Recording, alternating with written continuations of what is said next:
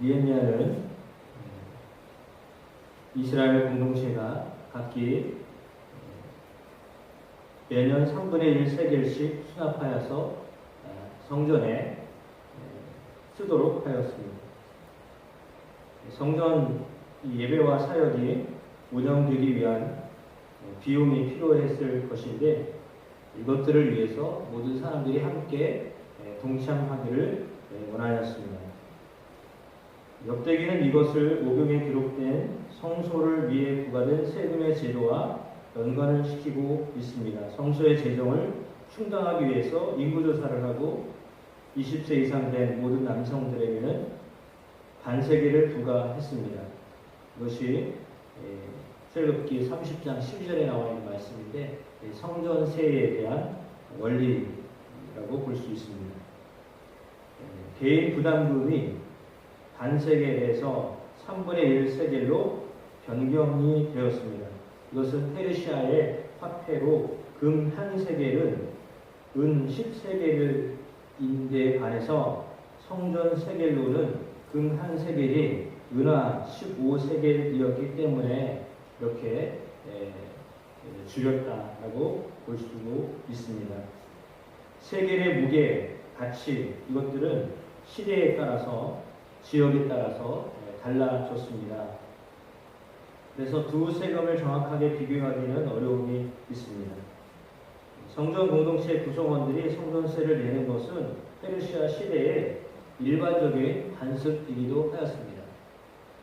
백성이 바친 이런 성전세는 매주 새롭게 올리는 진설병 제조와 정기적으로 드리는 곡식 예물과 번제물, 안식일, 초하루, 그 밖에 절기를 위한 제물, 성물, 속죄 제물, 기타 성전, 건물, 보수, 유지에 필요한 모든 일 등 매우 다양한 용도로 쓰였을 것입니다. 이렇게 다양한 용도로 재물을 충당하기 위해서 각 개인이 내는 세금 외에 정부의 보조금이 필요했을 것인데요. 진설병은 하나님의 임재의 앞에 놓이는 떡이었습니다. 그래서 임재의 떡이다 이렇게 불려졌습니다. 12개의 떡을 두 줄로 했습니다. 한 줄에 6개씩 진열해 놓았는데 이것은 12지파를 상징하기도 합니다.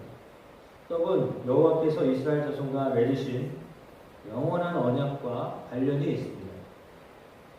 이 언약은 양방향입니다. 여호와께서는 당신의 백성을 먹이실 것을 약속하시고 이스라엘은 제사장에게 떡을 제공함으로 여호와께 순종하겠다라고 하는 어떤 서약을 의미하기도 하였습니다. 하나님께 바치는 희생 제물을 채우기 위해서 많은 양의 장작이 필요했습니다. 그래서 이 비용은 공동체가 분담해야 해서 니에미야는 이 제사를 위한 나무를 공급할 의무가 모든 사람들에게 있다 이렇게 책임을 부여했습니다. 이 일은 여호수아 시대부터 여호와의 전에 필요한 나무를 조달하는 일을 기부원 사람들의 몫으로 했지만 니에미야는 해마다 종족대로 가문대로 한 번씩 제비를 뽑아서 순서를 정하였고 그 순서에 따라서 성전에 필요한 나무를 제공하게 하였습니다. 모든 사람들이 그것을 하도록 그렇게 책임지도록 조치를 취하였습니다. 성전에서 사용할 나무에 대한 규정이 율법에 명시되지는 않았지만 니에미야서에서는 마지막에 다시 언급될 정도로 중요하게 부각되고 있습니다. 제단에 계속 불을 지피고 매일 아침 제사를 위해 나무를 지피라는 율법을 지키기 위해서 장작 조달에 대한 규정이 필요하다는 것을 깨달아서 이런 규정을 세웠을 것으로 보여집니다. 그리고 35절에 보면 귀한 공동체에는 첫 소산을 성전에 바치기로 하였습니다. 첫 예물을 제사장에게 가져오라고 하는 명령은 율법의 여러 본문에 등장하고 있습니다.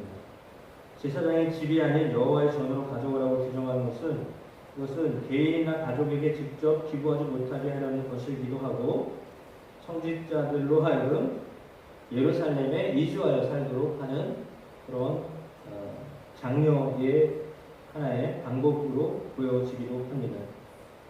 이러한 제물들은 성전이사와 성전의 사역자들을 위하여서 사용되었는데, 하지만 실제로 바쳐진 헌물들은 매우 부족했을 것으로 보여집니다.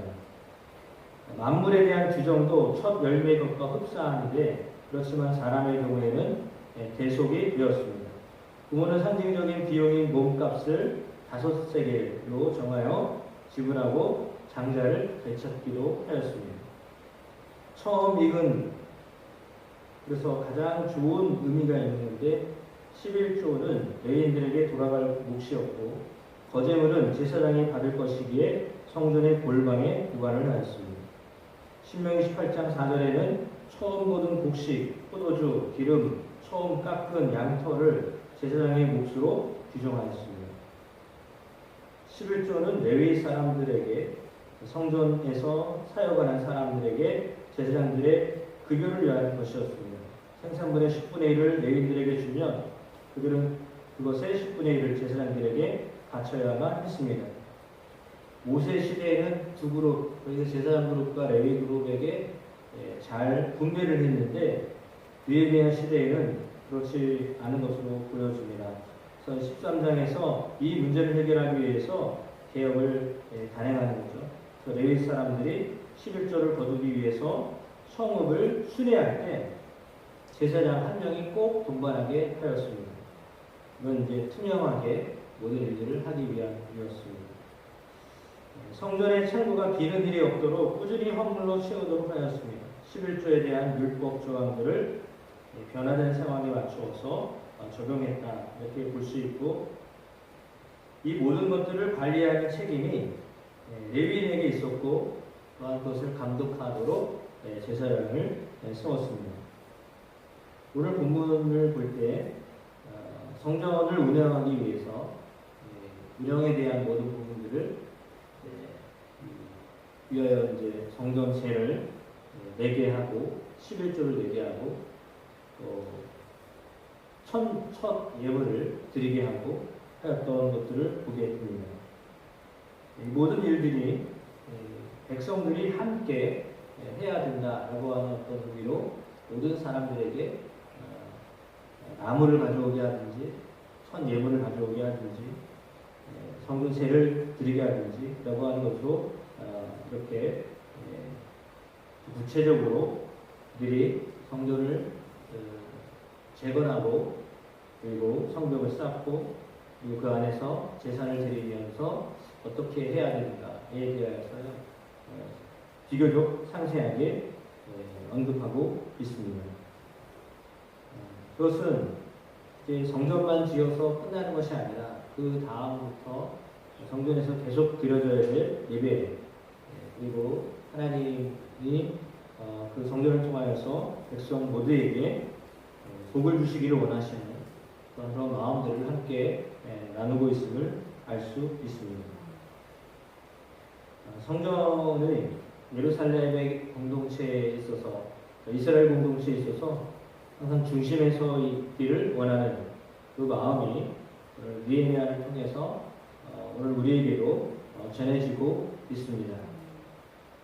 그러니까 왕 곁에서 포도주를 따르던 느헤미야가 그 좋은 자리를 내려놓고 유다의 총독으로 와서 성벽을 재건하고, 그리고 이제 성전의 예배를 재건하고 레위 사람을 세우고 제사장들을 그 역할을 감당하도록 하는 그 모든 이제 외형적인 시스템을 갖추고 실제로 그 일들을 하도록 지금 하고 있는데, 39절에 볼 때 마지막 절에 이렇게 기록되어 있습니다. 우리가 우리 하나님의 전을 버려두지 아니하리라. 우리 하나님의 전을 버려두지 아니하리라. 성전이 버려지지 아니하도록 하기 위해서 이 모든 일들이 진행되어 왔다라고 하는 것입니다. 그러니까 하나님의 전이 이스라엘 사람들에게 있어서 중요한 장소다라고 하는 의미를 되새기기 위한 것이었습니다. 이스라엘에게 있어서는 성전이 그리하여 중요한 성전이 중심이기 때문입니다. 그곳에 하나님이 임재하시고 그곳에서 자신들의 문제를 해결받고 그곳에서 하나님 주시는 복을 받고 하는 그 모든 것들이 출발이 성전에서부터 시작된다라고 믿었기 때문입니다. 그들이 성전 신앙, 예루살렘 성전 신앙을 가지고 있었기 때문에 오늘 이러한 조치를 취했다라고 볼 수 있습니다. 물론 지금은 성전이 없는 상태이죠. 잘 알고 있는 것처럼 예루살렘 성전이 있던 자리에 이슬람 사원이 있고 2000년 이상 헤롯 성전이 무너진 다음 성전이 있지 않아서 성전 시대는 이제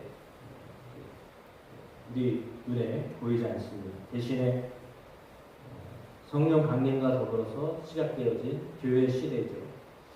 교회 시대에 우리가 살고 있습니다. 교회가 성전을 배치하여서 제사가 아닌 예배를 드리고 그리고 어쩌면 이렇게 구체적으로 어떤 현물이 아닌 헌금으로 대치되어진 그런 시대를 살고 그 현물도 우리나라의 경우에는 사실 코로나 시대 지나면서 온라인으로 헌금하고 이런 것들이 정착되어져 가면서 실제로 뭔가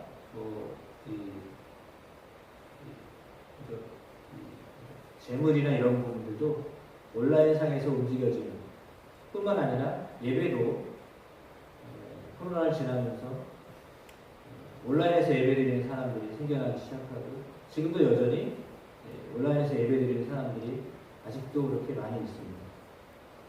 시대에 따라서 예배의 어떤 형태들이나 형식들이 많이 변화되고 있는 것이 사실이고 그리고 우리나라의 경우에도 케이블 TV나 이런 곳에서 볼 때 기독교 TV가 불교나 다른 어떤 종교보다도 훨씬 많은 4개 채널, 적어도 4개 채널 정도 이렇게 해서 보여주고 하루 종일 설교와 성경 공부와 찬양과 이것들이 끊임없이 송출되어서 가고 있습니다.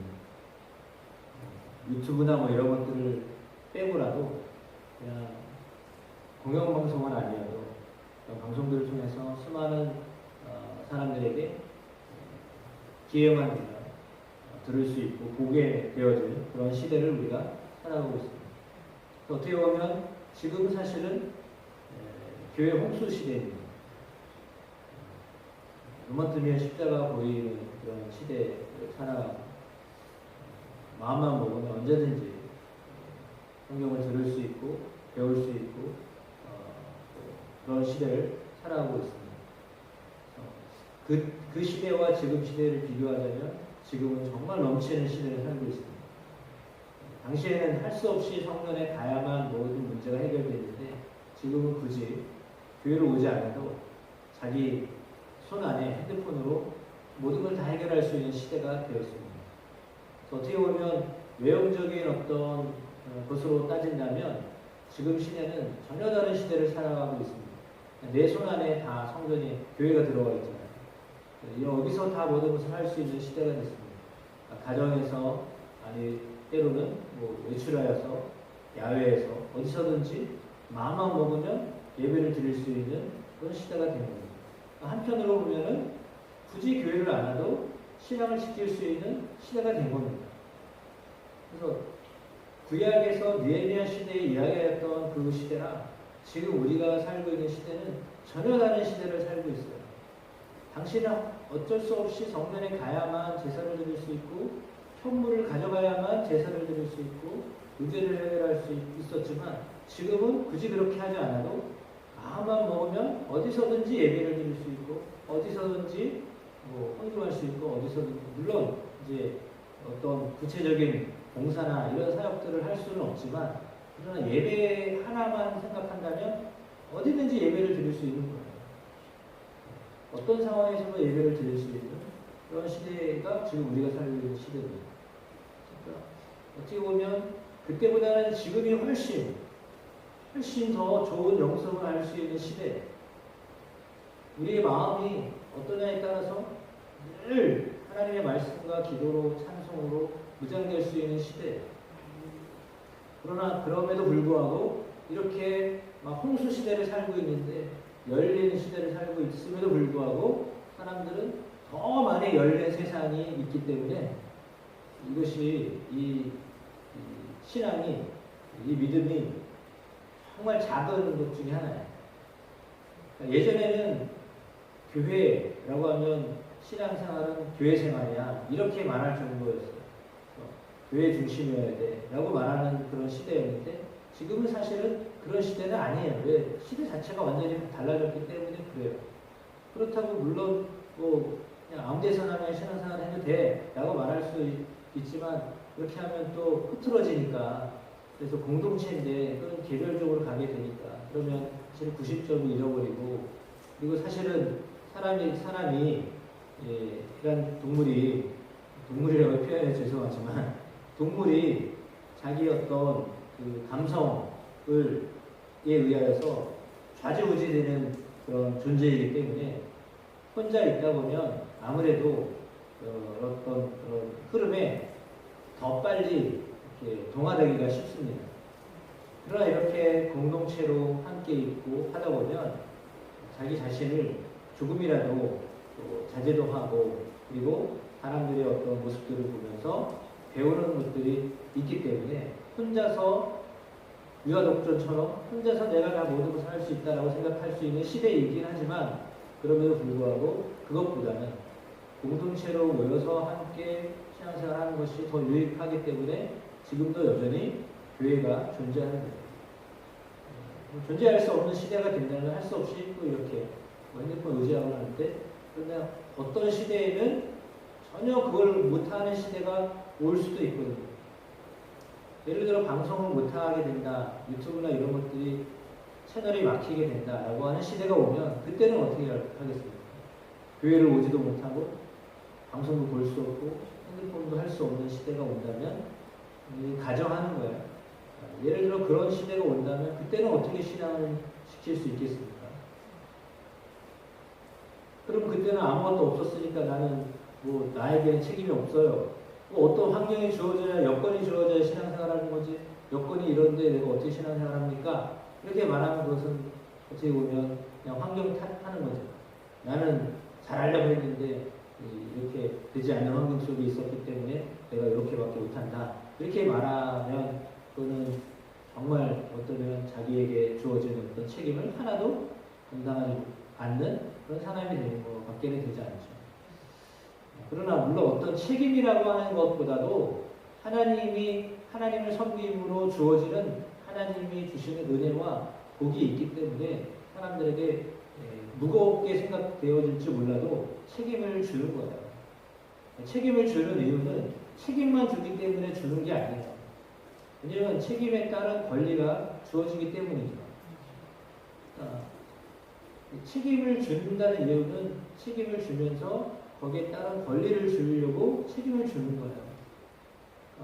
어떤 것들을 해야 한다라고 하는 의무감을 주는 이유는 그 의무감을 감당했을 때 주어지는 유익이 있기 때문에 하는 거죠. 국민이니까 국민으로서 세금을 내야 된다라고 하는 책임감을 주는 것. 그런데 사람들은 어떻게 하면 그 책임감을 줄일까? 어떻게 하면 세금을 좀 덜 줄이고 내가 더 많은 것들을 찾아먹을까? 라고 하는데 사실은 생각이 가다 보니까 세금은 줄이고 혜택은 많이 받으려고 하다 보니까 사실은 그러면 그 문제는 어떻게 해결하나요? 모든 사람이 다 이렇게 생각한다 그러면 나라는 빚덩어리에 올라가죠.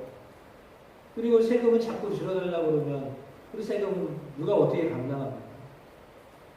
훗날에 세대들이 다 감당해야 되는데 빚만 다 물려주고 당장 우리는 좀 살기 좋은 세상을 살겠다라고 한다면 그 세상은 다음 세상은 어떻게 살아가는 겁니까? 다른 얘기지만 하나님이 우리에게 어떤 그 신앙에 대해서도 예배를 드려야 된다, 헌금을 해야 된다, 봉사를 해야 된다, 친교를 해야 된다, 전도를 해야 된다. 어쩌면 이것은 우리에게 주시는 의무예요, 책임이에요. 그러나 그것을 했을 때 주어지는 유익이 있기 때문에 하나님 하라고 하는 거지. 단순히 우리를 부리기 위해서 교회에 묶어서 딴 사람들이 속된 말로 딴 데 돈 쓰지 말고 교회에서 돈 쓰게 하려고 그렇게 한다라고 하면 그거는 참 상당히 어리석은 생각이에요. 그렇다고 사람들이 교회에다 돈을 쓸까요? 교회가 더 많은 걸 할까? 그렇지 않거든요.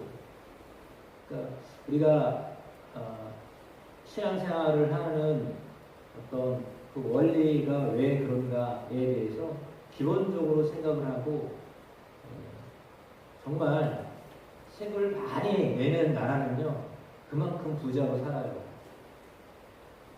낼 게 없어서 못 내는 거지 있으면 많이 내고 많이 누리는 게 그게 원리예요. 그게 원칙이죠.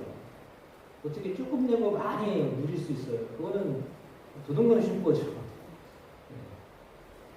당연한 것입니다. 하나님과의 관계에서도 역시 마찬가지죠. 내가 하나님과 시간을 많이 보내면서 하나님 주시는 은혜를 받는 거지. 나는 하나님과는 시간을 안 보내면서 은혜를 많이 주세요. 이건 도둑놈 신고죠. 똑같은 원리 아니에요? 일을 조금 하면서 돈 많이 벌려고 하는 원리나 똑같은 원리잖아요. 똑같은 원리예요, 그것은. 내가 하나님과 동행하는 시간, 내가 하나님을 생각하는 시간, 내가 하나님께 드리는 시간, 내가 하나님과 함께하는 것들이 많으면 많을수록 하나님부터 오는 유익이 많은 거지. 어떻게 하나님한테는 조금 하면서 하나님 나에게 좀 많이 주셔야 돼요? 이렇게 어떻게 그런 기도를 드려요? 너무한 거 아니에요? 하나님 앞에서. 더군다나 하나님 앞에. 사람 앞에서는 그럴 수 있어요. 왜? 사람은 속으니까. 근데 하나님은 어떻게 하나님 앞에서 그런 기도를 드려요? 우리가 정말 하나님을 섬기는 사람들인데 하나님으로부터 오는 은혜를 누리기 위하여서 심어야죠. 당연한 것입니다. 하나님께 심으면 하나님으로부터 오는 공급이 있습니다. 물론 은혜는 뭐 우리가 심었다고 해서 주어지는 것은 아니에요. 그러나 그럼에도 불구하고 우리의 마음을 심어야 돼요. 은혜는 마음을 심었을 때 주어지는 것입니다. 하나님께 마음을 들여서 하나님이 주시는 은혜가 늘 충만한 삶을 살게 되시길 주의 이름으로 축복합니다.